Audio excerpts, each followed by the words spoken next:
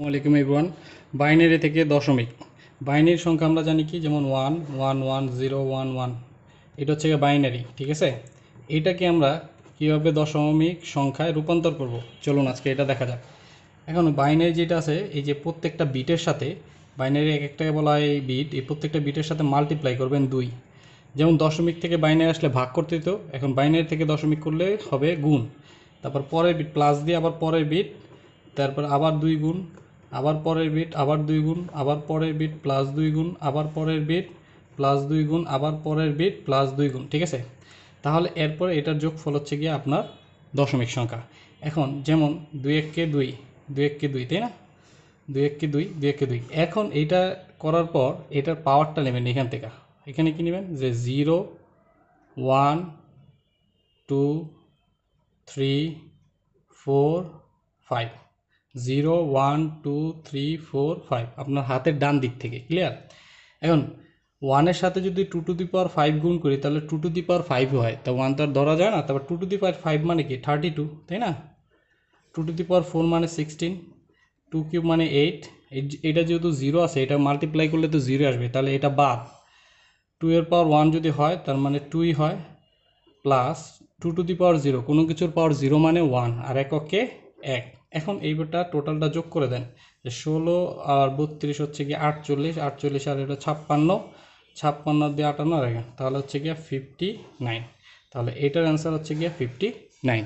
এখন কত হচ্ছে গিয়ে, এটা যদি দশমিক থাকে, যেমন সাপোজ 101, তারপরে মনে করেন যে 1 0 1ই ধরলাম। ঠিক আছে, এটা হচ্ছে কি আপনার বাইনারি, এটার আমরা করব দশমিক। তাহলে কি হবে, তাহলে ওই যে প্রত্যেকটা বিটের সাথে আমরা কি করবেন, 2 multiply plus 0 into 2 multiply plus 1 into 2, তাই না। এরপরটা প্লাস দিবেন, এই যে এটা এখানে দশমিক উঠে যাবে, মানে রেডিক্স পয়েন্ট যেটাকে বলে। 1 into 2 plus 0 into 2 plus 1 into 2। তাহলে খেয়াল করেন, এই তিনটা হচ্ছে পূর্ণ সংখ্যার, তাই না, দশমিকের আগের, মানে রেডিক্স পয়েন্টের আগের, আর এটা হচ্ছে গিয়ে রেডিক্স পয়েন্টের পরের। এখন এই যে এইখান থেকে আমরা জানি কি, এটা হলো 0 1 2, তাই না। তাহলে 0-র আগে কি থাকে, আমরা যদি সংখ্যা রেখা দেখতাম, সংখ্যা রেখা মানে কি 0 1 2, আর 0 আগে মাইনাস -2 -3, তাই না। তো একইভাবে এখানে হচ্ছে গিয়া, এটা হচ্ছে -1, এটা -2, এটা হচ্ছে -3। এখন খেয়াল করেন, 1-এর 2 স্কোয়ার মানে 4, তার মানে 1 যা আছে তাই। এটা তো 0, এটা অ্যাড হবে না। 2 টু দি পাওয়ার 0 মানে 1, এককে 1 গেল। এরপরে এইটার মান হচ্ছে গিয়ে 2 এর পাওয়ার -1, মাইনাসের জন্য কি হয় 1/2 হয় এটা, তাই না। এরপরে এটা হচ্ছে গিয়া 0, এটা তো অ্যাড হবে না, যেহেতু এটা গুণ করলে 0 হয়, 0 তো বাদ। আর এটা হচ্ছে 2 কিউব, 2 কিউব মানে 1/2 কিউব মানে হচ্ছে এই মাইনাসের জন্য 1, আর নিচে হলো 2 কিউব, আর 2 কিউব মানে হচ্ছে গিয়ে 8, তাই না। তাহলে এটা হচ্ছে 1/8, তাহলে এটা হচ্ছে গিয়ে 5।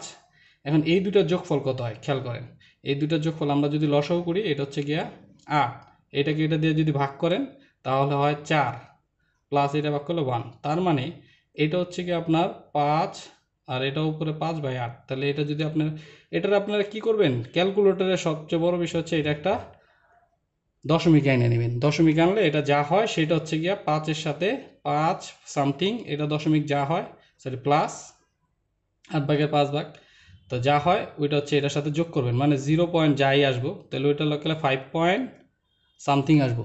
আমার হাতে ক্যালকুলেটর নেই, তাই দেখা দিতে পারছি না। আজকে এই পর্যন্তই, আল্লাহ হাফেজ।